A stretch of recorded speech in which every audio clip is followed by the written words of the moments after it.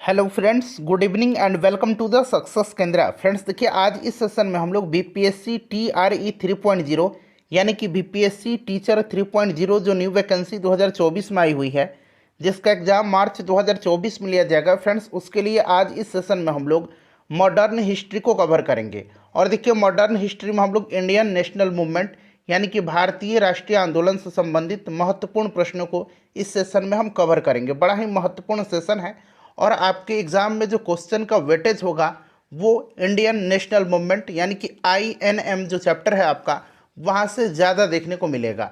तो फ्रेंड्स इस टॉपिक को आप बेहतरीन तरीके से पढ़ लीजिए, अच्छे तरीके से तैयारी कर लीजिए। और मैं लगातार आपको Indian national movement for BPSC TRE 3.0 के लिए लगातार मैं कंटेंट आपको उपलब्ध करवा रहा हूँ। तो चलिए सेशन स्टार्ट करते हैं। फ्रेंड्स एक बार सभी लोग प्लीज़ जल्दी से सेशन को लाइक कर दीजिए और इसका लिंक किसी भी एक ग्रुप में जहाँ कहीं भी आप हैं, चाहे वह फेसबुक ग्रुप हो, व्हाट्सएप ग्रुप हो या फिर टेलीग्राम ग्रुप हो, वहाँ पर फटाफट शेयर कर दीजिए।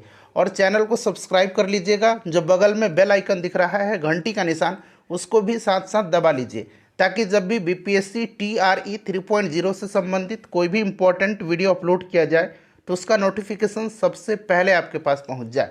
तो चलिए फ्रेंड्स, अब सेशन हम लोग स्टार्ट करते हैं आज का। देखिए फ्रेंड्स, इस सेशन में हम लोग बीपीएससी टीआरई 3.0 के लिए modern history Indian national movement यानी कि भारतीय राष्ट्रीय आंदोलन के महत्वपूर्ण प्रश्नों को कवर करने वाले हैं। और देखिए, ये सारे प्रश्न जो हम कवर करेंगे आज इस सेशन में, ये कहीं ना कहीं प्रीवियस ईयर में पूछा गया प्रश्न होगा। चलिए शुरू करते हैं। एक बार सभी लोग जल्दी से सेशन को लाइक कर दीजिए। देखिए, पहला प्रश्न पढ़ेंगे। पहला प्रश्न कि आनंद मठ के लेखक कौन है। सभी लोग आंसर कमेंट करते चलिएगा, सभी लोग आंसर कमेंट करिएगा। इसको एक टेस्ट के तौर पर लगाइए। ऐसा समझिए कि आप एग्जामिनेशन हॉल में बैठे हुए हैं, समय बिल्कुल भी नहीं है अब आपके एग्ज़ाम में। तो इस तरह का फीलिंग आपके अंदर आनी चाहिए, ठीक है ना। और सभी लोग अपना अपना स्कोर ज़रूर बताइएगा। चलिए सभी लोग बताइए कि आनंद मठ के लेखक कौन हैं। तो देखिए फ्रेंड्स, अगर हम बात करते हैं तो आनंद मठ के लेखक जो हैं ये कौन हो जाएंगे, बंकिम चंद्र चटर्जी हो जाएंगे। Option number B right answer हो जाएगा। सन्यासी विद्रोह, याद रखिएगा, सन्यासी विद्रोह का उल्लेख बंकिम चंद्र चटर्जी के उपन्यास आनंद मठ में किया गया है। ये भी प्रश्न पूछा जा सकता है। देखिए दूसरा प्रश्न पढ़िए कि भूदान आंदोलन किसने प्रारंभ किया था। दूसरा प्रश्न है कि भूदान आंदोलन किसने प्रारंभ किया था। चलिए सभी लोग आंसर कमेंट करेंगे। भूदान आंदोलन की शुरुआत जो है किसने किया था। तो फ्रेंड्स ये विनोबा भावे ने किया था। किसने किया था? विनोबा भावे ने किया था। ऑप्शन सी राइट आंसर हो जाएगा। 1951 में इन्होंने किया था, 1951 में, 1951 में। सन भी साथ साथ आप याद रखिएगा, ठीक है ना। और इसकी शुरुआत तेलंगाना के पोंचमपल्ली से हुई थी। इसे रक्तहीन क्रांति के रूप में भी जाना जाता है। अगर आपसे पूछा जाए कि किसे रक्तहीन क्रांति के रूप में जाना जाता है तो याद रखेंगे, यह भूदान आंदोलन को रक्तहीन क्रांति के रूप में भी जाना जाता है, जो भारत में एक स्वैच्छिक भूमि सुधार आंदोलन था। ठीक है ना फ्रेंड्स, ध्यान रखिएगा, बड़ा ही इंपॉर्टेंट है। जो भी मैं डिस्कस कर रहा हूँ उसको ध्यान से जरूर सुनिए। देखिए तीसरा प्रश्न है कि लाइफ डिवाइन पुस्तक के लेखक कौन है। लाइफ डिवाइन पुस्तक के लेखक कौन है, चलिए बताइए। सभी लोग आंसर कमेंट करिए। और देखिए फ्रेंड्स, एनसीईआरटी और एससीईआरटी बुक का मैंने आपको science, history, polity, geography cover करा दिया है। तो एक बार देख लीजिए, जिनका भी सब्जेक्ट जो होता है ना, हिस्ट्री का अगर आपका सब्जेक्ट है तो हिस्ट्री के प्रश्न वहीं से पूछे जाते हैं। तो वो पूरा आप देख लीजिएगा, ऑलमोस्ट आपका लगभग हर चीज़ कवर हो जाएगा। मैंने सबका प्लेलिस्ट बना दिया है बीपीएससी टीआरई 3.0 के नाम से। और लिंक आपको यहाँ पर ऊपर लाइव चैट में दिख रहा होगा, सबसे ऊपर में देखिए, डिस्क्रिप्शन में भी मिलेगा। और फ्रेंड्स मैं कमेंट बॉक्स में भी इसको मैंने पिन कर दिया है, तो वहाँ से जाकर के आप सभी वीडियोज़ को देख सकते हैं। चलिए देखिए, बताइए राइट आंसर लाइफ डिवाइन पुस्तक के लेखक कौन है। तो फ्रेंड्स ये अरविंद घोष हैं। अरविंद घोष यहाँ पर राइट आंसर हो जाएगा, ठीक है ना। लाइफ डिवाइन श्री अरविंदो के द्वारा लिखी गई है और इस पुस्तक में उनके सिद्धांत और दार्शनिक कार्य पर जो है यह पुस्तक आधारित है, जिसमें उन्होंने आध्यात्मिक विकास का एक सिद्धांत प्रस्तुत किया है, ठीक है। अच्छा, अरविंदो के द्वारा यानी कि अरविंद घोष के द्वारा और भी पुस्तकें हैं, जैसे कि सावित्री एक किंवदंती और एक प्रतीक। पूछा जाए कि सावित्री एक किंवदंती और एक प्रतीक किसकी पुस्तक है, तो अरविंद घोष की। उसके बाद सिंथेसिस ऑफ योग, सिंथेसिस ऑफ योग ये किसकी पुस्तक है, तो इन्हीं की है। The secret of the Vedas, the secret of the Vedas इन्हीं की पुस्तक है, द मदर इन्हीं का है, द ह्यूमन साइकिल इन्हीं का है। तो ये सारे पॉइंट्स फ्रेंड्स ध्यान रखिएगा, ठीक है ना। चलिए, कोई जल्दबाजी नहीं है, आराम से आप लोग आंसर कमेंट करते चलिए, कोई जल्दबाजी नहीं, हम लोग सब कुछ आराम से कवर करेंगे और हम यहाँ जो भी कवर करेंगे केवल इम्पोर्टेंट चीज़ों को ही कवर करेंगे। चलिए देखिएगा, बंगाल की एशियाटिक सोसाइटी, इसकी स्थापना 1784 में हुई थी। एशियाटिक सोसाइटी ऑफ बंगाल की स्थापना, इस चीज़ को आप ध्यान रखिएगा, ठीक है ना। तो पूछा गया है कि प्रवर्तक कौन थे। तो फ्रेंड्स देखिए, ये 1784 में एशियाटिक सोसाइटी ऑफ बंगाल की स्थापना हुई थी, किसके समय में, जरा आप मुझे कमेंट करके जल्दी बताइए, फिर मैं आपको बताता हूँ। तो फ्रेंड्स ये वारेन हेस्टिंग के समय में जो है इसकी स्थापना हुआ था, और यह किया था विलियम जोन्स ने। किसने किया था, तो सर विलियम जोन्स ने किया था। ऑप्शन बी बिल्कुल इसका राइट आंसर हो जाएगा। चलिए, उसके बाद देखिएगा कि संविधान की सभा, यहाँ पर देखिए भारत की संविधान सभा किसके अनुसार गठित की गई। भारत का जो संविधान सभा है यह किसके अनुसार गठित की गई। चलिए बताएंगे इसका राइट आंसर क्या हो जाएगा, सभी लोग आंसर कमेंट करिएगा। तो देखिए फ्रेंड्स, अगर हम बात करते हैं तो भारत के संविधान को 1946 में कैबिनेट मिशन योजना के अंतर्गत गठित किया गया था, ठीक है ना। और कैबिनेट मिशन योजना के अंतर्गत गठित संविधान सभा के द्वारा तैयार किया गया था भारत के संविधान को, ठीक है। और संविधान सभा का गठन जो है ये कैबिनेट मिशन योजना के तहत किया गया था 1946 में। याद रखिएगा, कैबिनेट मिशन योजना 1946 को जो कैबिनेट मिशन, उस समय वायसराय लॉर्ड बेबल था, उसी के द्वारा जारी किया गया घोषणा था, जिसमें अगर हम बात करते हैं तो पैंथिक लॉरेंस, स्टेफोर्ड क्रिप्स और एबी अलेक्जेंडर थे, ठीक है ना। ये तीन नाम आप जरूर याद रखिएगा। चलिए देखिए, प्रथम भारतीय नोबेल पुरस्कार विजेता कौन थे। प्रथम भारतीय नोबेल पुरस्कार विजेता जो हैं ये इसमें से कौन है, तो फ्रेंड्स रविंद्रनाथ टैगोर हैं। इनको साहित्य के क्षेत्र में 1913 में नोबेल पुरस्कार दिया गया था, इस चीज़ को आप जरूर याद रखिएगा, ठीक है ना। उसके बाद चंद्रशेखर वेंकट रमन को भौतिकी के लिए 1930 में दिया गया था। मदर टेरेसा को 1979 में किसके लिए दिया गया था, शांति के लिए दिया गया था। अमर्त्य सेन को दिया गया था अर्थशास्त्र के क्षेत्र में 1998 में। कैलाश सत्यार्थी को 2014 में दिया गया था शांति के क्षेत्र में। हरगोविंद खुराना को मेडिसिन के लिए 1968 में दिया गया था। एस सुब्रमण्यम को 1983 में भौतिकी के लिए दिया गया था। उसके बाद वेंकटरमन रामकृष्णन को केमिस्ट्री के क्षेत्र में 2009 में दिया गया था। वीएस न्यायपाल को साहित्य के लिए 2001 में दिया गया था। और अभिजीत बनर्जी को इकोनॉमिक्स के लिए 2019 में दिया गया था। चलो उसके बाद देखिएगा कि हमारा राष्ट्रीय गीत वंदे मातरम कहाँ से संकलित है। वंदे मातरम कहाँ से संकलित है, चलिए बताइए राइट आंसर इसका क्या हो जाएगा। तो फ्रेंड्स वंदे मातरम जो है ये संकलित कहाँ से है, तो ये आनंद मठ से है। कहाँ से है फ्रेंड्स, आनंद मठ से, ठीक है। आनंद मठ बंकिम चंद्र चटर्जी का उपन्यास है, ध्यान रखिएगा। चलिए आनंद मठ राइट आंसर हो जाएगा। भारत का राष्ट्रीय पंचांग किस संवत पर आधारित है, चलिए बताइए भारत का राष्ट्रीय पंचांग जो है यह किस संवत पर आधारित है, सभी लोग आंसर कमेंट करिए। तो फ्रेंड्स यह जो है यह शक संवत पर आधारित है। अच्छा, शक संवत की शुरुआत किसने किया था, तो कुषाण वंश का शासक कनिष्क ने किया था। कब किया था, तो 78 ईस्वी में किया था, ये भी आप ध्यान रखिएगा। चलिए उसके बाद देखिएगा कि दिल्ली में केंद्रीय सचिवालय के उत्तरी और दक्षिणी खंडों का वास्तुविद कौन था। दिल्ली में केंद्रीय सचिवालय के उत्तरी और दक्षिणी खंडों का वास्तुविद कौन था, बताइए। तो देखिए दिल्ली में केंद्रीय सचिवालय के उत्तरी और दक्षिणी खंडों का जो वास्तुविद था यह हर्बर्ट बेकर था, जिसने राष्ट्रपति भवन के वास्तुकार लुटियंस के सहायक के रूप में कार्य किया था, ठीक है ना। तो यहाँ पर देखिए Herbert Bakers, option D right answer हो जाएगा, ठीक है ना। चलिए उत्तरी और दक्षिणी खंडों का वास्तुविद कौन था, तो फ्रेंड्स ये हर्बर्ट बेकर था। चलिए उसके बाद नेक्स्ट क्वेश्चन कर लेंगे। यहाँ पर ऑप्शन नंबर यहाँ पर देखिए डी राइट आंसर हो जाएगा।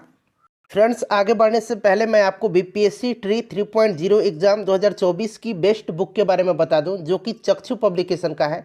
यहाँ पर फ्रेंड्स आप देख भी सकते हैं बीपीएससी बिहार शिक्षक बहाली, और देखिए ये प्राथमिक विद्यालय अध्यापक यानी कि प्राइमरी स्कूल टीचर भर्ती परीक्षा के लिए यह स्टडी गाइड है, संपूर्ण स्टडी गाइड है। यहाँ पर आप देख भी सकते हैं फ्रेंड्स। मैं आपको बता दूं, देखिए विषय सूची जो है, जैसे आप जानते हैं कि जो प्राइमरी टीचर में है 1 से 5 तक में आपका लैंग्वेज का पेपर होता है पेपर 1 में, और देखिए लैंग्वेज में यहाँ पर आप देख सकते हैं इंग्लिश पूरा सिलेबस के साथ दिया गया है और हिंदी पूरा सिलेबस के साथ दिया गया है। साथ ही साथ यहाँ पर देखिए पेपर 2 जो सामान्य अध्ययन का होता है उसमें आपका मेंटल एबिलिटी टेस्ट यानी कि रीजनिंग पूरा यहाँ पर विस्तार से दिया गया है। उसी प्रकार से यहाँ पर देखिए इंडियन हिस्ट्री दिया गया है। इंडियन हिस्ट्री में आपका एंशिएंट और मेडाइवल दोनों दिया गया है। और यहाँ पर आप देख सकते हैं जो अलग से बीपीएससी ट्री में भारतीय राष्ट्रीय आंदोलन इंडियन नेशनल मूवमेंट यानी कि जो मॉडर्न हिस्ट्री वाला सेक्शन है वो भी यहाँ पर कंप्लीट दिया गया है। यहाँ पर देखिए भारत का भूगोल यानी कि ज्योग्राफी ऑफ इंडिया और यहाँ पर विश्व का भूगोल यानी कि वर्ल्ड ज्योग्राफी ये भी पूरा कंप्लीट दिया गया है। उसके पास यहाँ पर देख सकते हैं पॉलिटी वाला पूरा यहाँ पर डिटेल में दिया गया है। यहाँ पर देखिए इकोनॉमिक्स दिया गया है, इंडियन इकोनॉमी। उसी प्रकार यहाँ से देख लीजिएगा साइंस वाले सेक्शन में फ्रेंड्स देखिए यहाँ पर आपका केमिस्ट्री है, बायोलॉजी है, पूरा सिलेबस कवर किया गया है। और यहाँ पर देख सकते हैं गणित भी है और यहाँ पर देखिए फिजिक्स भी दिया गया है। पूरा यह बुक कंप्लीट बुक है जो कि आपकी प्रिपरेशन में 4 चांद लगाएगा। और देखिए जैसे कि मैंने आपको बताया है कि बिहार से रिलेटेड भी यहाँ पर बहुत सारे फैक्ट्स दिए गए हैं। यहाँ पर देखिए पूरा बिहार से रिलेटेड फैक्ट्स दिया गया है और देखेंगे यहाँ पर बिहार से संबंधित आपको 100+ MCQ भी इस बुक में दिया गया। देखिए फ्रेंड्स चक्षु पब्लिकेशन का बीपीएससी ट्री 3.0 अन्य एग्जाम के लिए भी बुक आता है जो कि आप बुक को खरीद करके अपनी तैयारी को और भी मजबूत कर सकते हैं। चलिए अब अगला प्रश्न कर लेंगे कि निम्नलिखित में से कौन सी कृति रविन्द्रनाथ टैगोर की नहीं है। रविंद्रनाथ टैगोर की इसमें से कौन सी कृति नहीं है। चलिए सभी लोग ध्यानपूर्वक आंसर कमेंट करिए। तो यहाँ पर देखिएगा चित्रा है, द कोर्ट डांसर है और चित्रांगदा है। कपाल कुंडला रविंद्रनाथ टैगोर जी का नहीं है। कपाल कुंडला जो है ये बंकिम चंद्र चट्टोपाध्याय द्वारा रचित बंगाली भाषा का एक प्रेम उपन्यास है। इस चीज़ को यह ध्यान रखेंगे, अगर प्रश्न पूछा जाए कि कपाल कुंडला किसकी रचना है तो बंकिम चंद्र चट्टोपाध्याय की, ठीक है ना। चलिए उसके बाद नेक्स्ट क्वेश्चन देखिएगा 11 नंबर की भारत की शासन व्यवस्था में पहली बार प्रतिनिधि एवं लोकप्रिय तत्व को समाविष्ट करने का प्रयास किस माध्यम से किया गया था। सभी लोग आंसर कमेंट करिएगा।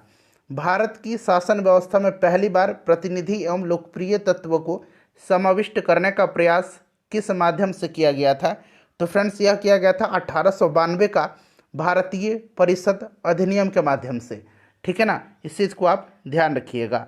चलिए नेक्स्ट क्वेश्चन करेंगे कि किस गवर्नर के कार्यकाल के दौरान 1921 में कलकत्ता में विक्टोरिया मेमोरियल हॉल का निर्माण कार्य पूरा हुआ था। चलिए बताइएगा राइट आंसर इसका क्या हो जाएगा। 1921 में कलकत्ता में विक्टोरिया मेमोरियल हॉल का निर्माण कार्य जो है पूरा हुआ था। सही आंसर कमेंट करिएगा। तो राइट आंसर यहाँ पर देखेंगे तो ऑप्शन यहाँ पर इसका डी हो जाएगा, लॉर्ड रीडिंग के समय में। लॉर्ड रीडिंग के समय में हुआ था। अच्छा, लॉर्ड रीडिंग के समय में और भी महत्वपूर्ण घटनाएं हुई थी, उससे भी आप ज़रूर याद रखिएगा। देखिए फ्रेंड्स लॉर्ड रीडिंग के समय में ही 5 फरवरी 1922 को चौरी चौरा की कांड हुई थी। उसके बाद महात्मा गांधी ने अपना असहयोग आंदोलन वापस ले लिया था और इसी के समय में चित्तरंजन दास और मोतीलाल नेहरू के द्वारा इलाहाबाद में स्वराज पार्टी का स्थापना 1923 में किया गया था। उसके बाद देखिए 1921 में मोपला विद्रोह इसी के समय में हुआ था। उसके बाद इसी के समय एम.एन. रॉय के द्वारा भारतीय कम्युनिस्ट पार्टी का गठन किया गया था। भारत में 1922 से इलाहाबाद में सिविल सेवा परीक्षा की शुरुआत इसी के समय में हुई थी, ठीक है ना। तो इस सबको ध्यान रखिएगा। और 1925 में प्रसिद्ध आर्य समाजी राष्ट्रवादी नेता स्वामी श्रद्धानंद की हत्या भी इसी के समय में हुई थी, श्रद्धानंद की हत्या, ठीक है ना। तो ये सब आप ध्यान रखेंगे। चलिए उसके बाद देखिएगा कि नई दिल्ली शहर के रूपांकन में कौन शामिल था। बताइए राइट आंसर क्या हो जाएगा। राइट आंसर इसका क्या हो जाएगा, सभी लोग कमेंट करिए। तो यहाँ पर देखिएगा एडवर्ड लुटियंस और एडवर्ड बेकर, ऑप्शन नंबर यहाँ पर ए राइट आंसर इसका हो जाएगा। चलिए उसके बाद नेक्स्ट क्वेश्चन करिएगा कि किसने 1898 ईस्वी में बनारस में सेंट्रल हिंदू कॉलेज स्थापित किया था जो बाद में बनारस हिंदू विश्वविद्यालय का केंद्र बन गया। राइट आंसर इसका क्या होगा। फ्रेंड्स ऑलरेडी ये प्रश्न आपने कर रखा है, एनी बेसेंट इसका राइट आंसर हो जाएगा। भारत के राष्ट्रीय ध्वज का डिजाइन किसने तैयार किया था। तो देखिए अभी वर्तमान डिजाइन जो है यह तैयार किया था पिंगली बंकैया ने, लेकिन यहाँ पर देखेंगे भारत के राष्ट्रीय ध्वज का डिजाइन जो है यह आपको मैडम भीखाजी कामा ने तैयार किया था, ठीक है ना, भीखाजी कामा ने। और संविधान सभा के द्वारा 22 जुलाई 1947 को राष्ट्रीय ध्वज के प्रस्ताव को अपनाया गया था। ये डेट आप जरूर याद रखिएगा। और मैडम भीखाजी कामा को भारतीय स्वतंत्रता की जननी कहा जाता है। और 1907 में जर्मनी के स्टुटगार्ट में जो है इन्होंने जो राष्ट्रीय ध्वज फहराया था। इस चीज़ को याद रखिएगा, ये भी प्रश्न बनता है, ठीक है ना। चलिए उसके बाद नेक्स्ट क्वेश्चन कर लेंगे। क्लियर ना। 1907 में मैडम भीकाजी कामा इन्होंने जर्मनी में राष्ट्रीय ध्वज फहराया था, जो विदेशी भूमि पर फहराया जाने वाला पहला भारतीय ध्वज था, ठीक है। चलिए नेक्स्ट क्वेश्चन करेंगे कि देवदास उपन्यास के रचनाकार कौन हैं। देवदास के रचनाकार कौन हैं? तो फ्रेंड्स ये शरत चंद्र चट्टोपाध्याय की रचना है देवदास, बड़ा ही इंपॉर्टेंट है, याद रखिएगा। चित्रा उपन्यास किसके द्वारा लिखा गया है? चित्रा किसके द्वारा लिखा गया है? तो फ्रेंड्स ये रविंद्रनाथ टैगोर जी के द्वारा चित्रा लिखा गया है। चित्रा रविंद्रनाथ टैगोर जी के द्वारा। प्रेम पचीसी के रचनाकार कौन है? प्रेम पचीसी के, देखिए इतना मैं आपको मॉडर्न हिस्ट्री बीपीएससी टीआरई 3.0 2024 के लिए करवा दे रहा हूँ कि आपका कॉन्फिडेंस बहुत ही हाई हो जाएगा, ठीक है। 4-5 वीडियो ऑलरेडी मैंने करा दिया है। 3 घंटे का मैराथन जो कराया हुआ था मॉडर्न हिस्ट्री का, जितने भी बीपीएससी में प्रीवियस ईयर में प्रश्न पूछे गए हैं, अगर उसको आपने नहीं देखा है तो एक बार ज़रूर देखिएगा। तो देखिए प्रेम पचीसी जो है इसके रचनाकार कौन है? तो फ्रेंड्स इसके रचनाकार प्रेमचंद हैं। कौन है? प्रेमचंद हैं। उसके बाद देखिएगा हंगरी स्टोन्स यानी कि क्षुदित पाषाण के रचयिता कौन है? इंपॉर्टेंट क्वेश्चन है ये, बताइए हंगरी स्टोन्स के रचयिता कौन है? तो इसके रचयिता रविंद्रनाथ टैगोर हैं। देखिए फ्रेंड्स अगला प्रश्न है कि ग्लिम्पसेस ऑफ वर्ल्ड हिस्ट्री यानी कि विश्व इतिहास की झलक के रचयिता कौन है? आप अंग्रेजी वाला ही नाम याद रखिएगा, ज़्यादा बेटर रहेगा। तो फ्रेंड्स देखिए ग्लिम्पसेस ऑफ वर्ल्ड हिस्ट्री को लिखा है पंडित जवाहरलाल नेहरू ने। किसकी रचना है यह? पंडित जवाहरलाल नेहरू ने ग्लिम्पसेस ऑफ वर्ल्ड हिस्ट्री 1934 में लिखी थी। यह भी साथ साथ आप ध्यान रख सकते हैं। चलिए उसके बाद देखिए 27 दिसंबर 1911 में पहली बार जनगण मन कहाँ पर गाई गई थी? 1911 में जनगण मन जो है कहाँ पर गाई गई थी? तो फ्रेंड्स यह गाई गई थी कलकत्ता में। कहाँ पर? कलकत्ता में गाई गई थी। और कलकत्ता में भारतीय राष्ट्रीय कांग्रेस का जो अधिवेशन हुआ था 1911 में, वहीं पर पहली बार जनगण मन गाया गया था। और उस अधिवेशन की अध्यक्षता पंडित बिशन नारायण धर कर रहे थे, ये भी आप ध्यान रखिएगा। और पहली बार वंदे मातरम कहाँ पर गाया गया था? तो ये भी कलकत्ता अधिवेशन में ही 1896 में कलकत्ता अधिवेशन में गाया गया था। और 1896 की अधिवेशन की अध्यक्षता रहीम तुला सयानी कर रहे थे। ये दोनों चीज़ आप ध्यान रखिएगा। देखिए भारत में पहला समाचार पत्र किसने शुरू किया था? भारत में पहला समाचार पत्र शुरू किसने किया था? बताइए राइट आंसर क्या होगा फ्रेंड्स। तो पहला समाचार पत्र जो है यह शुरू किया था किसने? तो फ्रेंड्स यह द बंगाल गजट था, ठीक है ना। भारत का पहला समाचार पत्र द बंगाल गजट। और 1780 में जो है इसका प्रकाशन जेम्स अगस्तस हिक्की ने किया था, ठीक है ना। जेम्स अगस्तस हिक्की ने किया था। ऑप्शन डी राइट आंसर हो जाएगा, वारेन हेस्टिंग्स के समय में। ये भी आप ध्यान रखिएगा। चलिए अगला प्रश्न कर लेंगे। अब नेक्स्ट क्वेश्चन है हमारा कि the wheels of history, most VVI question है, द व्हील्स ऑफ हिस्ट्री नामक पुस्तक के लेखक कौन है? बताइए राइट आंसर क्या हो जाएगा। द व्हील्स ऑफ हिस्ट्री नामक पुस्तक के लेखक कौन है? तो फ्रेंड्स इसको लिखा है राम मनोहर लोहिया ने। किसने लिखा है? राम मनोहर लोहिया ने लिखा है। राम मनोहर लोहिया की और भी पुस्तकें मैं बता रहा हूँ जो कि आपके एग्जाम में निश्चित रूप से पूछा जाएगा, जैसे कि guilty man of India's partition, ये ऑलरेडी मैंने आपको करा दिया था। Guilty man of India's partition, Hindu बनाम हिंदू, ठीक है ना। इतिहास चक्र आपने ये हो ही गया, व्हील्स ऑफ हिस्ट्री, ठीक है ना।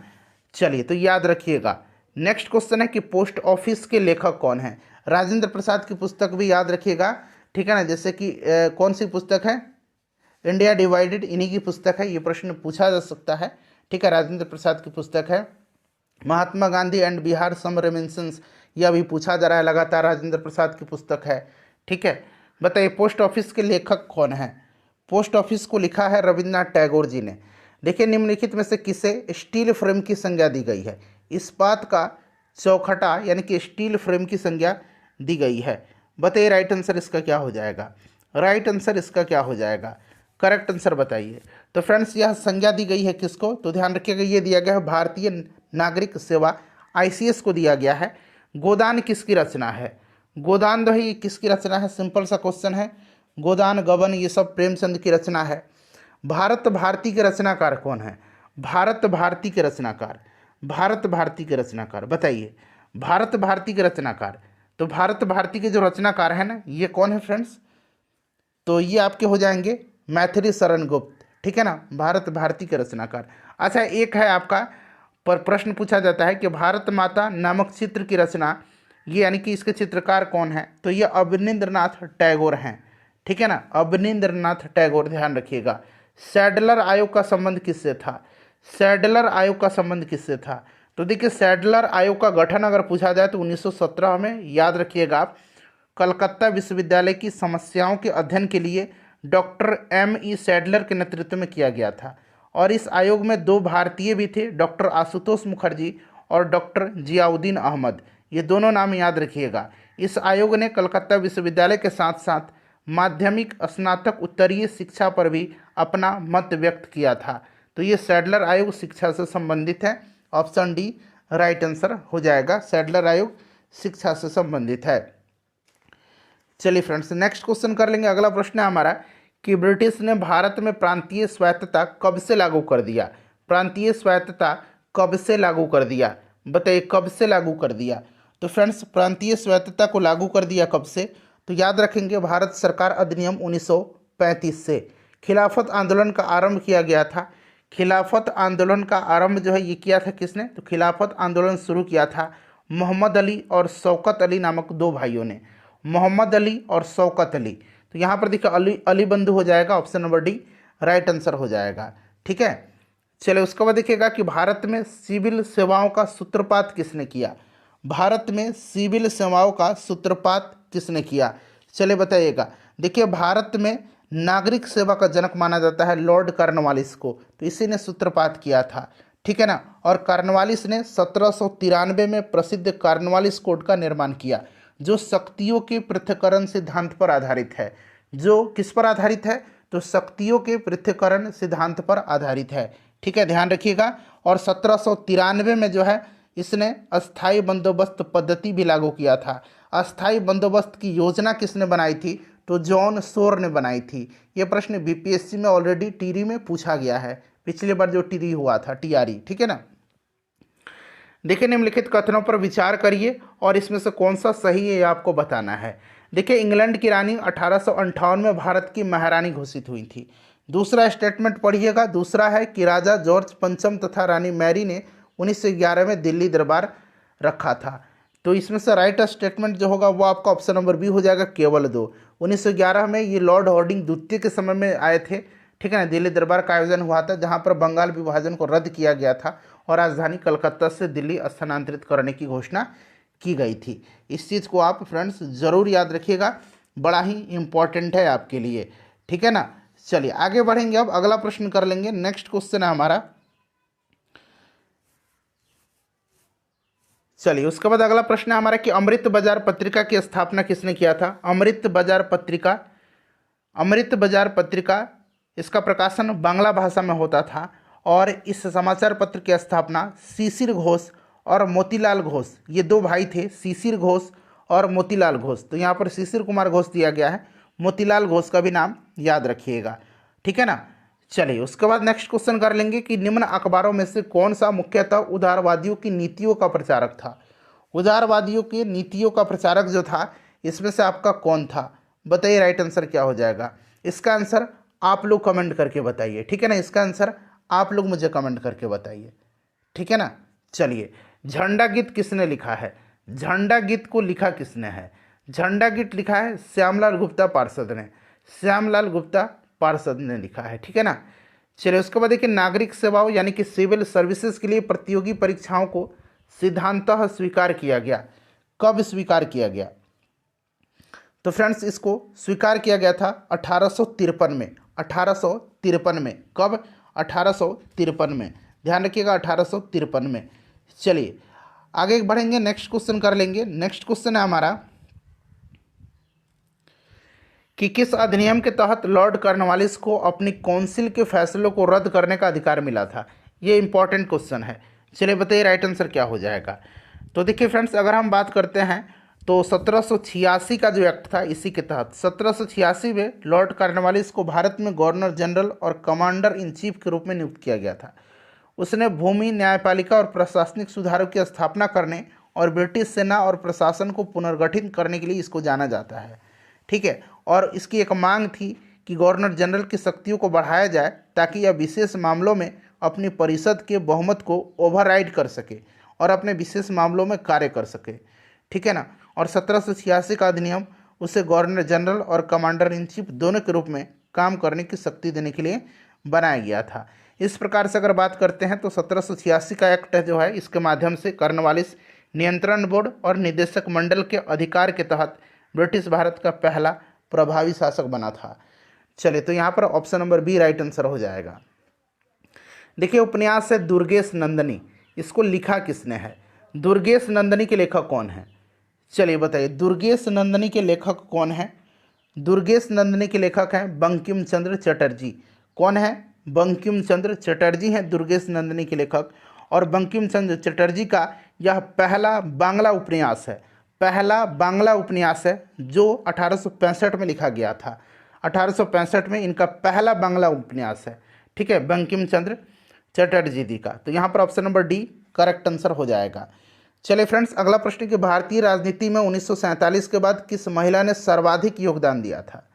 1947 के बाद भी इन्होंने सर्वाधिक योगदान दिया था। तो ये अरुणा असफ अली हैं। आप देखिए, ये बीपीएससी का प्रश्न है, ये भी बीपीएससी का प्रश्न था। देखिए, वंदे मातरम गीत लिखा है, बीपीएससी का ही प्रश्न चल रहा है। वंदे मातरम किसने लिखा है? तो ये बंकिम चंद्र चटर्जी हो जाएगा राइट आंसर, ठीक है ना। आनंद मठ से लिया गया है। किस वर्ष उड़ीसा बिहार से पृथक हुआ था? उड़ीसा बिहार से पृथक किस वर्ष हुआ था? चलिए बताइएगा, सभी लोग कमेंट करिएगा, रिवीजन होगा आपको। 1 अप्रैल 1936 को उड़ीसा बिहार से अलग हुआ था, ठीक है ना। अच्छा, झारखंड बिहार से कब अलग हुआ था? जरा आप लोग मुझे बताइए तो कि झारखंड कब बिहार से अलग हुआ था। चलिए, उसके बाद नेक्स्ट क्वेश्चन करेंगे। झारखंड 15 नवंबर सन 2000 को बिहार से अलग हुआ था। देखिए, यहाँ पर जो है पुस्तक और लेखक दिया गया है, आपको मिलान करना है और राइट आंसर आपको बताना है, ठीक है ना। चलिए मिलान करते हैं फ्रेंड्स। अब यहाँ पर ध्यान दीजिएगा कि history of the freedom movement in India, इसके लेखक कौन है? तो इसके लेखक ताराचंद हैं, ठीक है ना, ताराचंद हैं, ताराचंद हैं। इसके लेखक कौन है? ताराचंद हैं, याद रखिएगा, ताराचंद हैं। ये प्रश्न भी आपको इस तरह से याद रखना है कि history of the freedom movement in India पूछा जाए कि किसके द्वारा लिखी गई है, तो आपको फटाफट बता देना है कि ये ताराचंद की रचना है। उसके बाद history of the freedom movement in Bihar, इसकी रचना किसने किया है? तो इसकी रचना किया है के दत्ता ने, के दत्ता ने। उसके बाद देखिएगा कि प्रिसेप्ट्स ऑफ जीसस, बड़ा ही महत्वपूर्ण है, किसकी रचना है? तो फ्रेंड्स, ये राजा राम मोहन राय की रचना है, ठीक है ना। और आवर इंडियन मुसलमान्स, ये डब्ल्यू हंटर की रचना है, ठीक है ना। तो इस तरह से आपका ऑप्शन ए राइट आंसर हो जाएगा। चलिए अगला प्रश्न है कि 1878 का वर्नाक्यूलर प्रेस एक्ट जो था ना, इसको किसने रद्द किया, किसने निरस्त किया? देखिए, वर्नाक्यूलर प्रेस एक्ट के बारे में बात करते हैं तो फ्रेंड्स, यह 1878 में लिटन ने भारतीय समाचार पत्र अधिनियम वर्नाक्यूलर प्रेस एक्ट पारित किया था, सोम प्रकाश को प्रतिबंधित करने के लिए, ठीक है ना। और इस कानून में प्रावधान था कि अगर किसी अखबार में कोई आपत्तिजनक चीज़ छपती है तो सरकार उसकी प्रिंटिंग प्रेस सहित सारी संपत्ति जब्त कर लेगी। और एक अखबार था पॉयनियर अखबार, जिसने वर्नाक्यूलर प्रेस एक्ट का समर्थन किया था, ठीक है ना, इस चीज़ को ध्यान रखिएगा। और 1878 में लिटन के द्वारा यह लाया गया था और लॉर्ड रिपन के द्वारा जो है 1882 में वर्नाक्यूलर प्रेस एक्ट को रद्द किया गया। चलिए उसके बाद देखिएगा कि अमेरिका में फ्री हिंदुस्तान अखबार किसने शुरू किया था? आप देख सकते हैं ये सब बीपीएससी का प्रश्न है। अमेरिका में फ्री हिंदुस्तान अखबार किसने शुरू किया था? तो फ्रेंड्स, यह शुरू किया था किसने? तो ध्यान रखिएगा, इसको शुरू किया था तारक नाथ दास ने, तारक नाथ दास ने इसको शुरू किया था, ठीक है ना। कहाँ से? तो वैंकूवर में इन्होंने शुरू किया था। और 1907 में हिंदुस्तान एसोसिएशन की स्थापना भी इन्होंने किया था, हिंदुस्तान एसोसिएशन की, ठीक है। और सर्कुलर ए आज़ादी के नाम से इन्होंने पत्रिका निकाली और इस पत्रिका के बंद होने के बाद तारक नाथ दास ने जो है ये आपका वैंकूवर से फ्री हिंदुस्तान नामक इंग्लिश मासिक अखबार का प्रकाशन किया था। इंडिया अनरेस्ट के लेखक कौन हैं? इंडिया अनरेस्ट को लिखा है वैलेंटाइन सिरोल ने। किसने लिखा है? वैलेंटाइन सिरोल ने लिखा है। चलिए, स्वदेश वाहिनी के संपादक कौन थे? स्वदेश वाहिनी के संपादक बताइए। तो इसके संपादक के रामकृष्ण पिल्लई हैं, ठीक है ना। देखिए निम्नलिखित में से किस भाषा में द इंडियन ओपिनियन पत्र नहीं छापा जाता था। इंडियन ओपिनियन महात्मा गांधी की है, ठीक है ना। और देखिए इंडियन ओपिनियन की बात करते हैं तो फ्रेंड्स मनसुख लाल नज़र जो थे, मनसुख लाल हीरालाल नज़र, या इंडियन ओपिनियन के पहले संपादक थे। गांधी जी ने इसको स्थापित किया था, लेकिन इसके पहले संपादक पूछा जाएगा तो मनसुख लाल नज़र जो हैं ये थे, याद रखिएगा। और देखिए इंडियन ओपिनियन अखबार गुजराती, हिंदी, तमिल, अंग्रेजी में प्रकाशित हुआ करता था, ठीक है ना। ये आपका उर्दू में नहीं होता था, अंग्रेजी, गुजराती, तमिल और हिंदी, याद रखिएगा। चलिए उसके बाद देखिएगा कि हंटर कमीशन की रिपोर्ट में किसके विकास पर जोर दिया गया था। हंटर कमीशन का रिपोर्ट, देखिए हंटर कमीशन 1882 में, हंटर कमीशन 1882 में जो है प्राथमिक शिक्षा पर अधिक जोर देने के साथ 1854 का जो वुड प्रेषण था, वुड डिस्पैच था, ठीक है ना, उसका समर्थन किया था। 1882 में हंटर कमीशन की अध्यक्षता सर विलियम हंटर ने किया था और भारत के तत्कालीन वायसराय लॉर्ड रिपन ने इसे नियुक्त किया था, ठीक है ना। इस चीज़ को आप जरूर ध्यान रखिएगा फ्रेंड्स, बड़ा ही इंपॉर्टेंट है यह। तो ये अपना राइट आंसर क्या हो जाएगा यहाँ पर, इसका ऑप्शन नंबर सी हो जाएगा, ठीक है ना। प्राथमिक शिक्षा पर अधिक जोर दिया, साथ ही साथ 1854 का जो वुड प्रेषण था उसका भी समर्थन किया था।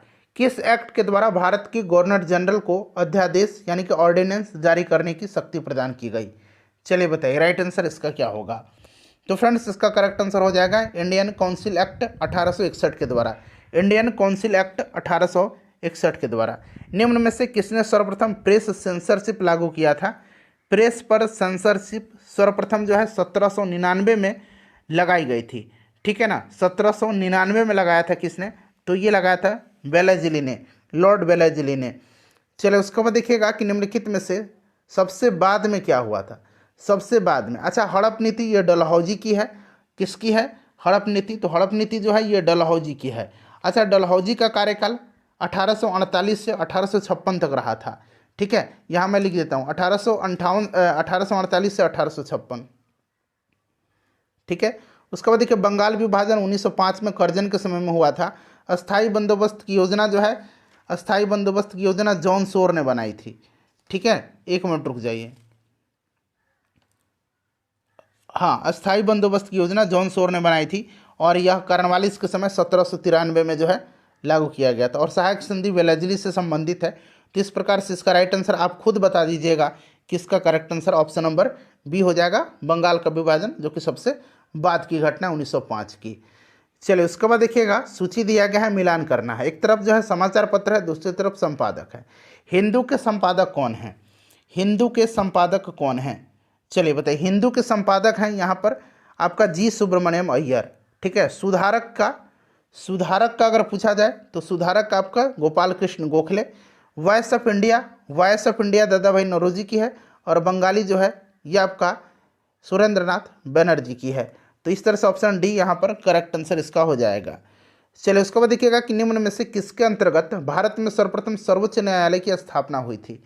भारत में सर्वोच्च न्यायालय की स्थापना जो है पहली बार सुप्रीम कोर्ट की स्थापना 1773 के रेगुलेटिंग एक्ट के तहत 1774 में हुई थी। तब इसे कलकत्ता सर्वोच्च न्यायालय कहा जाता था और इसमें एक मुख्य न्यायाधीश का अतिरिक्त 3 अन्य न्यायाधीश होते थे, ठीक है। तो सबसे पहले अगर पूछा जाएगा तो रेगुलेटिंग एक्ट 1773 के तहत कलकत्ता में 1774 में इसकी स्थापना हुई थी, ठीक है। और भारत का जो सर्वोच्च न्यायालय है इसकी स्थापना भारतीय संविधान के अंतर्गत हुआ है। चलिए पत्रकार के कर्तव्य का निर्वहन करते हुए जेल जाने वाला प्रथम भारतीय कौन था। अब इस प्रश्न में बड़ा ही डाउट होगा, क्या ही बताऊं मैं आपको।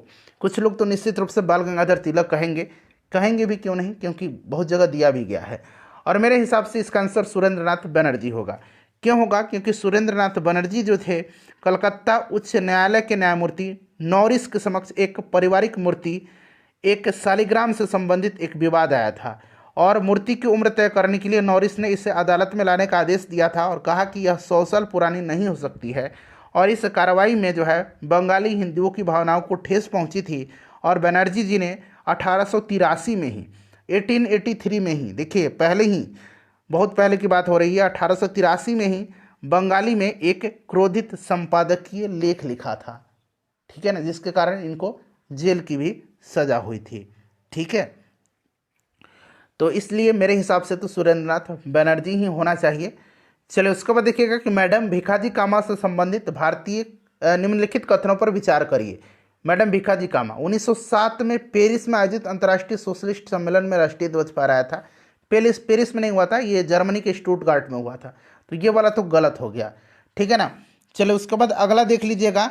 अगला आपका है यहाँ पर, ये दादा भाई नौरोजी की निजी सचिव रही थी और मैडम जो कामा थी इनके माता पिता पारसी थे।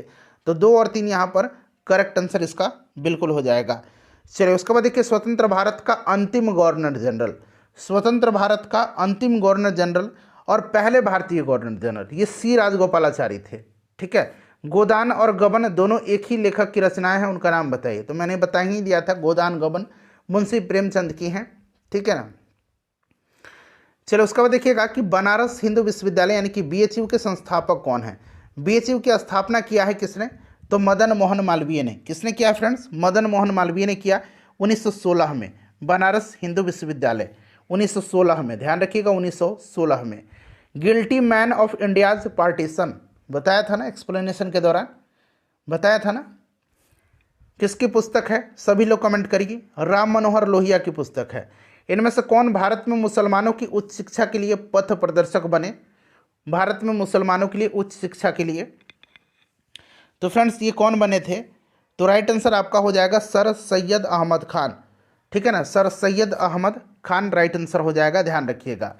चलिए उसके बाद देखिएगा, अलीगढ़ में इन्होंने जो यूनिवर्सिटी है उसकी स्थापना भी इन्होंने किया था। ये सब मैंने आपको प्रीवियस सेशन में डिस्कशन में बहुत बेहतरीन तरीके से कराया हुआ है। ठीक है, तो एक बार आप उन सभी वीडियोज़ को देखिएगा। बहुत ज़्यादा लंबा वीडियो नहीं, 1 घंटे के अंदर का सब वीडियोज़ है और बहुत अच्छे तरीके से आपका रिवीजन हो जाएगा। सोते समय एक बार देख लीजिएगा। ठीक है ना, सब कुछ आपके दिमाग में छप जाएगा। निम्नलिखित कथनों पर विचार करिए। देखिए, चार्टर एक्ट 1853 के द्वारा ईस्ट इंडिया कंपनी का भारतीय व्यापार के एकाधिकार को उत्साहित कर दिया गया। दूसरा है, गवर्नमेंट ऑफ इंडिया एक्ट 1858 के अंतर्गत ब्रिटिश संसद ने ईस्ट इंडिया कंपनी को पूर्णतः समाप्त कर भारत में सीधा शासन का उत्तरदायित्व ग्रहण किया। कौन सा कथन इसमें से आपसे सही है यह पूछा जा रहा है। तो यहाँ पर देखिए केवल 2 जो है ना, ये वाला सही दिया गया है। ठीक है ना, केवल 2 राइट आंसर इसका हो जाएगा।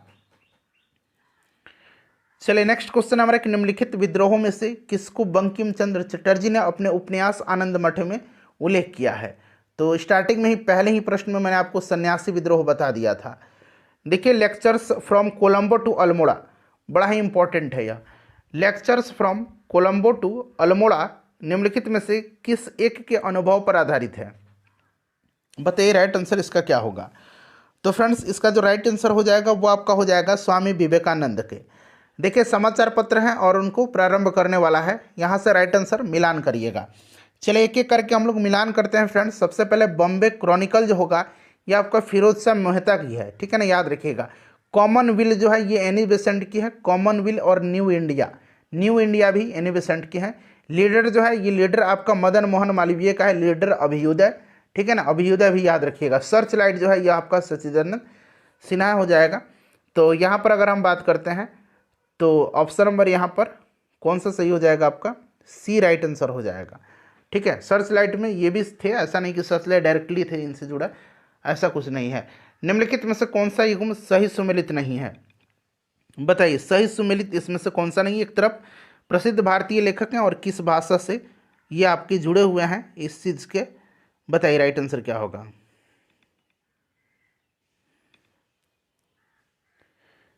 देखिए सर्च लाइट जो अभी हमने पढ़ा था ना, यहाँ पर एक बार मैं क्लियर कर देता हूँ। इसके पहले संपादक जो थे ना, सर्च लाइट के पहले संपादक अगर हम बात करते हैं तो ये आपके सैयद हैदर हुसैन थे और दूसरे महेश्वर प्रसाद थे। और इसमें मुरली मनोहर प्रसाद भी लंबे समय तक इनका संपादन किया था, सच्चिदानंद सिन्हा ने भी संपादन किया था। तो इस तरह से आप ऐसा मत समझ लीजिएगा कि मैंने गलत बता दिया है। ठीक है ना। चलिए फ्रेंड्स अगला प्रश्न कर लेंगे अब। हाँ ये पहले बताइए कि समाचार पत्र और प्रारंभ करने वाला मिलान करना है, बताइए राइट आंसर क्या हो जाएगा। सभी लोग आंसर कमेंट करेंगे। तो देखिए बॉम्बे क्रॉनिकल ये तो हो ही गया नहीं, ये वाला देखिए कौन सा युग्म सही सुमेलित नहीं है। तो यहाँ पर देखिएगा ये राजा राव जो थे ना, ये तेलुगु नहीं होगा। राजा राव जो थे ये हिंदी के ये अंग्रेजी के आपके अंग्रेजी भाषा के उपन्यासकार थे, ठीक है ना। तो ये वाला गलत दिया गया है, तो यही सुमेलित नहीं है, ऑप्शन ए। बाकी सब सुमेलित हैं, ठीक है ना, बाकी सारे सुमेलित हैं। चलिए निम्नलिखित कथन पर विचार करिए और यहाँ से सही आंसर आपको चुन करके बताना है। चलिए स्टार्ट करते हैं। पहला स्टेटमेंट पढ़िए। पहला स्टेटमेंट क्या दे रहा है? पहला स्टेटमेंट दे रहा है कि वारेन हेस्टिंग्स प्रथम गवर्नर जनरल थे जिन्होंने भारत में ब्रिटिश ढांचे पर आधारित एक नियमित पुलिस बल स्थापित किया था। तो ये आपका गलत होगा। रेगुलेटिंग एक्ट 1773 द्वारा कलकत्ता में उच्च न्यायालय, देखिए आ गया ना, उच्चतम न्यायालय सुप्रीम कोर्ट स्थापित किया गया था। तो ये वाला सही है। भारतीय दंड संहिता वर्ष 1860 में लागू हुआ था, ये सही है। इस चीज़ को आप ध्यान रखिएगा, ठीक है ना। तो 2 और 3 राइट आंसर हो जाएगा। गवर्नमेंट ऑफ इंडिया एक्ट 1935 में कौन सा सही है कथन? गवर्नमेंट ऑफ इंडिया एक्ट 1935 में राइट आंसर इसका तीनों हो जाएगा। प्रांतीय स्वायत्तता का उपबंध था, एक संघीय न्यायालय फेडरल कोर्ट की स्थापना का उपबंध था और केंद्र में अखिल भारत संघ का उपबंध था। तो 1, 2, 3 यहाँ पर करेक्ट आंसर हो जाएगा। यहाँ पर देखिए कौन सा इसमें से सुमेलित नहीं है। तो देखिए निम्नलिखित में से कौन सा सुमेलित नहीं है? पिट्स इंडिया एक्ट की बात करते हैं तो Pitt's India act, Warren Hastings doctrine of lapse Dalhousie के समय में, वर्नाक्युलर प्रेस एक्ट ये लेटन होगा, कर्जन नहीं होगा, लेटन बंगाल विभाजन कर्जन होगा, इल्बर्ट बिल लॉर्ड रिपन के समय में। सुमेलित नहीं है कौन सा? तो ऑप्शन नंबर सी। चलिए उसके बाद देखिएगा कि 1935 के भारत सरकार अधिनियम की कुछ विशेषताएं थी। इसमें से सही आंसर आपको चुन करके बताना है। चलिए बताइएगा राइट आंसर इसका क्या होगा। तो देखिए फ्रेंड्स, अगर हम बात करते हैं तो गवर्नरों को विधायी क्रियाओं में निषेधाधिकार यानी कि वीटो की शक्ति और स्वयं द्वारा विधि बनाना, ये सही है आपका। और सांप्रदायिक प्रतिनिधि के नियम की समाप्ति, ठीक, 1 मिनट रुक जाइए, ये गलत है। गवर्नर प्रांतों में द्वैध शासन की समाप्ति, ठीक है ना, गवर्नरी प्रांतों में एबॉलिशन ऑफ डायची, ठीक है ना। तो 1 और 2 इसमें से राइट आंसर होगा, option number B correct answer इसका हो जाएगा। चलिए उसके बाद देखिए निम्नलिखित कथनों में से कौन सा सही है? इसमें से कौन सा कथन जो है सही दिया गया है? तो देखिए 1946 में प्रांतीय सभाओं द्वारा भारत की संविधान सभा चुनी गई थी। बिल्कुल ये सही दिया गया है। प्रांतीय विधानसभाओं के माध्यम से संविधान सभा का परोक्ष रूप से चुनाव हुआ था। और जवाहरलाल नेहरू, एम जिन्ना और वल्लभ भाई पटेल भारत की संविधान सभा के सदस्य थे, ये गलत है।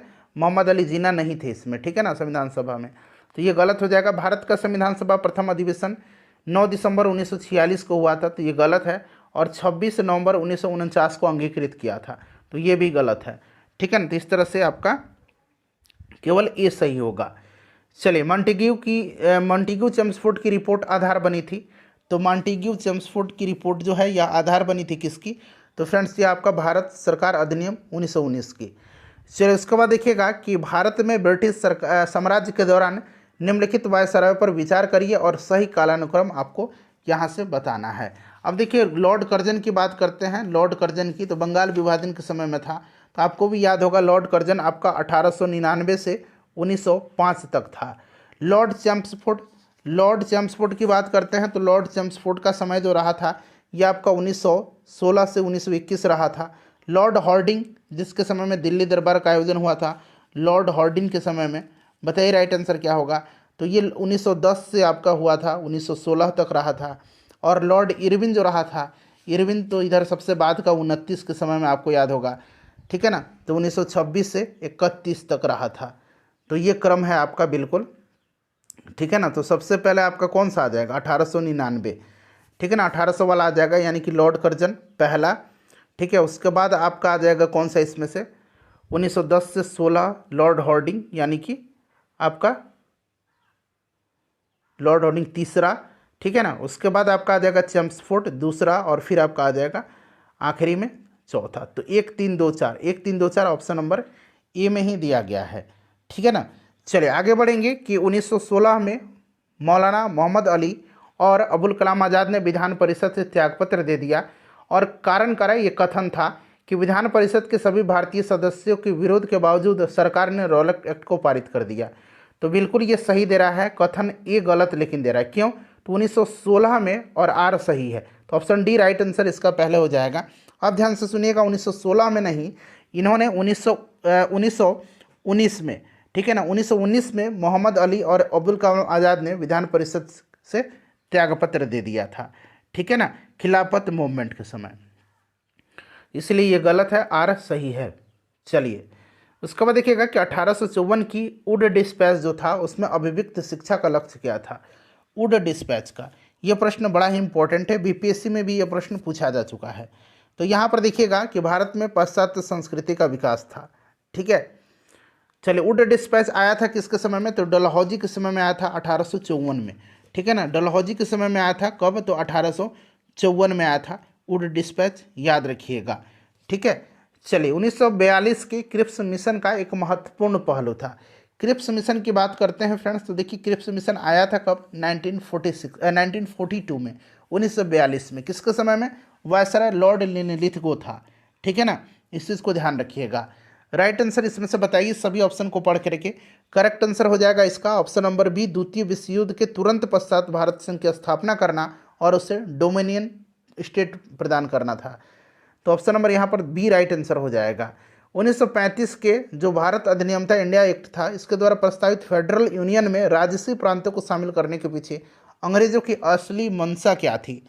अंग्रेजों की असली मंशा क्या थी, तो राष्ट्रवादी नेताओं के साम्राज्यवाद विरोधी जो सिद्धांत थे उसको व्यर्थ करने के लिए राजाओं का इस्तेमाल करना। ठीक है, देखिए ब्रिटिश इंडिया के निम्नलिखित में से किस अधिनियम ने सामूहिक कार्य चालन के स्थान पर विभाग या विभागीय पद्धति द्वारा वायसराय की कार्यकारी परिषद पर उसके प्राधिकार को और बल प्रदान किया था। तो ये और बल प्रदान किया था फ्रेंड्स कौन, तो ये था आपका इंडियन काउंसिल एक्ट 1861। ठीक है ना, इंडियन काउंसिल एक्ट 1861। चलिए उसके बाद देखिएगा, फिर से मिलान करना है आपको। यहाँ पर देखिए भारत की उपनिवेशीय सरकार का अधिनियम और प्रावधान, यानी कि अधिनियम और प्रावधान है, यहाँ पर आपको मिलान करना है। यहाँ से मिलान करके राइट आंसर आपको चुन करके बताना है। चलिए मिलान करते हैं एक एक करके। चलिए बताइए राइट आंसर यहाँ पर इसका क्या होगा, सभी लोग मेरे साथ मिलान करिए। देखिए चार्टर एक्ट 1813, चार्टर एक्ट 1813। चलिए बताइए राइट आंसर यहाँ पर, सभी लोग मिलान करिए। जब तक साथ में आप मिलान नहीं करेंगे आप सीखेंगे कैसे।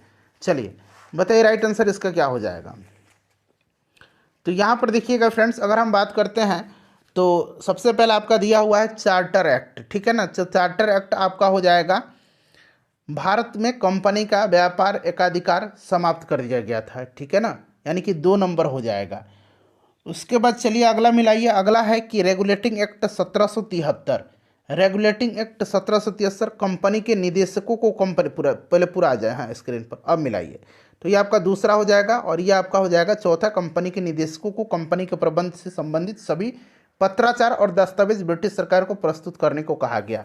उसके बाद देखिए एक्ट ऑफ 1858, इसके द्वारा आपका ब्रिटिश शासन का अधिकार ईस्ट इंडिया कंपनी से ब्रिटिश क्राउन को हस्तांतरण किया गया था और पिट्स इंडिया की तरह भारत में ईस्ट इंडिया कंपनी के कार्यों को पूरी तरह से विनियमित करने के लिए ब्रिटेन में बोर्ड ऑफ कंट्रोल स्थापित किया गया था। तो इस प्रकार से राइट आंसर इसका क्या हो गया, 2, 4, 3 और 1, 2, 4, 3 और 1। ठीक है ना, देखिए कहाँ पर दे रखा है, ऑप्शन नंबर ए में दे रखा है। ठीक है ना फ्रेंड्स, चलिए आगे बढ़ते हैं। अब अगला प्रश्न करेंगे कि भारत के विभाजन को टालने का अंतिम अवसर समाप्त हो गया था। बताइए किसके साथ ही समाप्त हो गया था, तो फ्रेंड्स ये समाप्त हो गया था आपका कैबिनेट मिशन को अस्वीकार करने के साथ ही। चलिए उसके बाद देखिए मिलान करना है, व्यक्ति हैं और विषय हैं। तो मैकडोनाल्ड, तो इसने जो है आपका कम्युनल अवार्ड जो है सांप्रदायिक पंचायत की घोषणा किया था। ठीक है ना, कब किया था सांप्रदायिक पंचायत की घोषणा, 16 अगस्त 1932 को। इस चीज़ को ध्यान रखिएगा। लिनलिथगो के समय, तो देखिए लिनलिथगो के समय अगर हम बात करते हैं तो अगस्त प्रस्ताव अंग्रेजों के द्वारा 1940 में लाया गया था। ठीक है, डलहौजी के समय क्या हो जाएगा, डॉक्ट्रिन ऑफ लैप्स हो जाएगा और चेम्सफोर्ड के समय डायरकी हो जाएगा। ठीक है, द्वैध शासन वाला जो है आपका 1919 का एक्ट जो था। तो इस तरह से आप मिला लीजिए। अब राइट आंसर इसका 2, 3, 1, 4 हो जाएगा। तो यहाँ पर करेक्ट आंसर इसका क्या हो जाएगा, ऑप्शन नंबर सी हो जाएगा। चलिए उसके बाद देखिएगा कि भारतीय राष्ट्रीय कांग्रेस के बारे में निम्नलिखित कथनों पर विचार करिए और इसमें से कौन सा सही दिया गया है। देखिए सरोजनी नायडू कांग्रेस की अध्यक्ष होने वाली प्रथम महिला थी, नहीं ये प्रथम भारतीय महिला थी, और प्रथम महिला एनी बेसेंट थी जो 1917 की कलकत्ता अधिवेशन की अध्यक्षता किया था एनी बेसेंट ने। और सरोजनी नायडू ने 1924 के कानपुर अधिवेशन के 1925 के कानपुर अधिवेशन की इन्होंने अध्यक्षता किया था। 1924 का बेलगाम अधिवेशन था जिसकी अध्यक्षता मात्र एक बार गांधी जी ने किया था। चलिए और देखिए सी आर दास ने जब कांग्रेस के अध्यक्ष के रूप में कार्य किया तब वे जेल में थे। बिल्कुल ही उन्हें 1921 के अहमदाबाद कांग्रेस के अध्यक्ष चुना गया था, लेकिन ये उस समय जेल में थे, अतः इनके प्रतिनिधि के रूप में हकीम अजमल खान ने जो है अध्यक्षता किया था। ठीक है, अहमदाबाद का जो अधिवेशन हुआ था 1921 में। तो ये वाला आपका सही है। एलन ऑक्टेवियन ह्यूम जो था, यो ह्यूम प्रथम ब्रिटिश नागरिक था जो कांग्रेस का अध्यक्ष बना था। ये बिल्कुल गलत दिया है, क्योंकि कांग्रेस का अध्यक्ष बनने वाला पहला व्यक्ति जो था ये जॉर्ज यूल था। जॉर्ज यूल जो था फ्रेंड्स, ये आपका चौथा अधिवेशन था 1888 का इलाहाबाद का, उसी में ये पहला अंग्रेज अध्यक्ष था। और देखिए अल्फ्रेड वेब 1894 में कांग्रेस के अध्यक्ष थे, ये सही दिया गया है। तो इसीलिए आपका दूसरा और तीसरा यहाँ पर राइट आंसर हो जाएगा, ऑप्शन नंबर दूसरा और चौथा सही आंसर हो जाएगा ऑप्शन बी। 1935 के भारत सरकार अधिनियम की कौन सी विशेषता नहीं थी? देखिए नहीं पूछा गया है, ध्यान से बताइएगा। तो इसमें से अगर हम बात करते हैं तो केंद्र के साथ ही राज्यों में द्वैध शासन, ये आपका नहीं है। ठीक है, देखिए उसके बाद देखिए भारत में ब्रिटेनों की सभी संवैधानिक प्रयोगों को सबसे कम समय तक चला था कौन? तो इसमें से सबसे कम समय तक 1909 का इंडियन काउंसिल एक्ट था, जिसको कि पार्लियामेंटो सुधार अधिनियम कहा जाता है। इसका प्रस्ताव मई में आया और इसे अभी भी भारत की विभाजन मुक्त रखने की आकांक्षा थी, जिस ब्रिटिश प्रांतों से मिलकर के बने एक संघीय राज्य का स्वरूप होना था। उपरोक्त उद्धरण का संबंध किससे है? इसका संबंध किससे है फ्रेंड्स? तो इसका संबंध है कैबिनेट मिशन से। कैबिनेट मिशन के बारे में मैंने आपको बताया है। कैबिनेट मिशन जो है आया था कब? तो 1946 में। उस समय वायसराय कौन था? लॉर्ड बेबल था। चलिए, उस समय जब नेपोलियन की शक्ति के सामने यूरोप में साम्राज्य धाराशाही हो रहे थे, किसे गवर्नर जनरल ने भारत में ब्रिटिश पताका फहराए रखी? बताइए। तो राइट आंसर इसका क्या हो जाएगा? ये आपका वारेन हेस्टिंग्स हो जाएगा, लॉर्ड हेस्टिंग्स हो जाएगा। ठीक है ना, लॉर्ड हेस्टिंग्स हो जाएगा, लॉर्ड हेस्टिंग्स हो जाएगा। चलिए एक मिनट, लॉर्ड हेस्टिंग्स, हाँ ठीक है, लॉर्ड हेस्टिंग्स ही हो जाएगा। चलिए फ्रेंड्स, अगला प्रश्न करेंगे। लॉर्ड हेस्टिंग था और इसी के समय में ही आपको सुगौली की संधि हुई थी। आपको याद होगा 1816 में अंग्रेज और गोरखों के बीच सुगौली की संधि हुई थी। आंग्ल नेपाल युद्ध का अंत हुआ था और इसी के समय 1822 में टेनेंसी एक्ट यानी कि काश्तकारी अधिनियम लागू किया गया था। ठीक है ना। चलिए फ्रेंड्स, अगला प्रश्न है हमारा कि कांग्रेस के निम्नलिखित नेताओं में से कौन एक कैबिनेट मिशन योजना के पक्ष में पूरी तरह से था? पूरी तरह से जो था इसमें से कौन था? तो सरदार पटेल थे। कौन थे? सरदार पटेल। यहाँ पर देखिए मिलान करना एक तरफ पुस्तक है, लेखक दिया गया है। चले आइए एक एक करके अब इसको हम लोग मिला लेते हैं। देखिए, the first Indian war of independence ये विनायक दामोदर सावरकर की है। आनंद मठ जो है ये आपका बंकिम चंद्र चटर्जी की है। लाइफ डिवाइन किसकी है? लाइफ डिवाइन अरविंद घोष की है। ठीक है ना, लाइफ डिवाइन अरविंद घोष की है। और साधना रविंद्रनाथ टैगोर। तो ऑप्शन ए यहाँ पर राइट आंसर हो जाएगा। कौन सा युग्म सही सुमेलित इसमें से? बताइए कौन सा युग्म जो है इसमें से सही सुमेलित दिया गया है? तो यहाँ पर देखिएगा पहला, दूसरा और तीसरा ये आपका सही दिया गया है। बदरुद्दीन तैयब जी जो थे ना, बदरुद्दीन तैयब जी ये भारतीय राष्ट्रीय कांग्रेस के पहले मुस्लिम अध्यक्ष थे। ठीक है ना, तो यहाँ पर आपका ये सही दिया गया है। Theodore Beck, Mohammedan Anglo Oriental College, Ilbert Bill Ripon के समय में आया था, फिरोज शाह मेहता भारतीय राष्ट्रीय कांग्रेस, ये ठीक दिया गया है। ठीक है, चले तो ऑप्शन नंबर यहाँ पर डी इसका करेक्ट आंसर हो जाएगा। चलो उसके बाद नेक्स्ट क्वेश्चन है हमारा कि निम्नलिखित का सही कालानुक्रम क्या होगा? ये आपको कालानुक्रम बताना है कि वुड का एजुकेशन डिस्पैच। तो वुड डिस्पैच 1854 में आया था। ठीक है, उसके बाद चलिए मैं यहाँ पर सीधे इसका आंसर बताता हूँ। इसका जो करेक्ट आंसर हो जाएगा फ्रेंड्स ये कौन सा हो जाएगा आपका? 2 1 4 3 हो जाएगा। 2 1 4 और 3। ठीक है ना, 2 1 4 3। किसने सोम प्रकाश नामक समाचार पत्र शुरू किया था? तो सोम प्रकाश की शुरुआत किया था किसने? ईश्वर चंद्र विद्यासागर ने। ठीक है ना, ईश्वर चंद्र विद्यासागर याद रखिएगा। भारत के स्वदेशी आंदोलन के दौरान लिखा गया गीत आमार सोनार बांग्ला रविन्द्रनाथ टैगोर ने लिखा है इसको। इस चीज़ को ध्यान रखिएगा, ये बांग्लादेश का जो है राष्ट्रगीत है। बांग्लादेश को उसके स्वतंत्रता संग्राम में प्रोत्साहित किया और उसे बांग्लादेश के राष्ट्रगान के रूप में अपनाया। यह गीत किसने लिखा है? तो आमार सोनार बांग्ला को लिखा है रविन्द्रनाथ टैगोर जी ने। ठीक है ना, चलिए स्वदेशी आंदोलन के दौरान 1905 में लिखा गया था। लॉर्ड मैकाले संबंधित हैं। लॉर्ड मैकाले का संबंध किससे है? लॉर्ड मैकाले का संबंध अंग्रेजी शिक्षा से है। मैकाले का संबंध अंग्रेजी शिक्षा है। मैकाले की अनुशंसा पर ही विलियम बेंटिक ने अंग्रेजी को शिक्षा का माध्यम बनाया था। ठीक है ना। निम्नलिखित में से किसे सुबह आज़ादी नामक कविता लिखी थी? सुबह आज़ादी नामक कविता जो किसने लिखा था? तो फ्रेंड्स ये फैज़ अहमद फैज़ ने लिखा है। निम्नलिखित में से कौन सा एक जर्नल अबुल कलाम आज़ाद द्वारा लिखी गई है? तो ये अल हिलाल है। अल हिलाल और अल बगल, ठीक है ना, याद रखिएगा इन्हीं की है। अल बलग और अल हिलाल। देखिए बंकिम चंद्र चटर्जी, बताइए क्या होगा इसमें से, मिलान करिए। तो देवी चौधरानी, ठीक है ना। दीनबंधु मित्र, नील दर्पण, प्रेमचंद शतरंज के खिलाड़ी, ठीक है। चलिए तो यहाँ पर आपका राइट आंसर क्या हो जाएगा? 95 का सी होना चाहिए, ठीक है ना। चलिए आगे बढ़ेंगे, नेक्स्ट क्वेश्चन कर लेंगे। दीनबंधु मित्र की है, नील दर्पण किसकी रचना है? नील दर्पण दीनबंधु मित्र की है। ये बार बार प्रश्न जो है पूछा जाता है, ठीक है ना, तो याद रखिएगा सी राइट आंसर होगा इसका। देखिए उसके बाद गोल्डन थ्रेशोल्ड नामक कविता संग्रह की रचयिता निम्नलिखित में से कौन है? गोल्डन थ्रेशोल्ड, तो इसका राइट आंसर क्या होगा फ्रेंड्स? इसका करेक्ट आंसर हो जाएगा आपका सरोजनी नायडू। उसके बाद देखिएगा कि निम्नलिखित में से कौन सा एक इतिहास के विषय में कार्ल मार्क्स के दृष्टिकोण का संक्षिप्त वर्णन करता है? कार्ल मार्क्स की रचना जरा आप कमेंट करिए मुझे। दास कैपिटल और कम्युनिस्ट मैनिफेस्टो, बताइए इसका राइट आंसर क्या होगा? 97 का प्रश्न पढ़िए, 97 का आंसर बताइए। देखिए इतिहास शोषक और शोषित वर्गों के बीच संघर्ष का सिलसिला है। ऑप्शन सी बिल्कुल राइट आंसर हो जाएगा। भारत में प्रथम 3 विश्वविद्यालय कलकत्ता, मद्रास और बम्बई की स्थापना किस वर्ष हुई थी? किस वर्ष में हुई थी? तो फ्रेंड्स यह 1857 में हुई थी। किस वर्ष हुई थी? 1857 में हुई थी, 1857 में, ठीक है ना, 1857 में, ध्यान रखिएगा।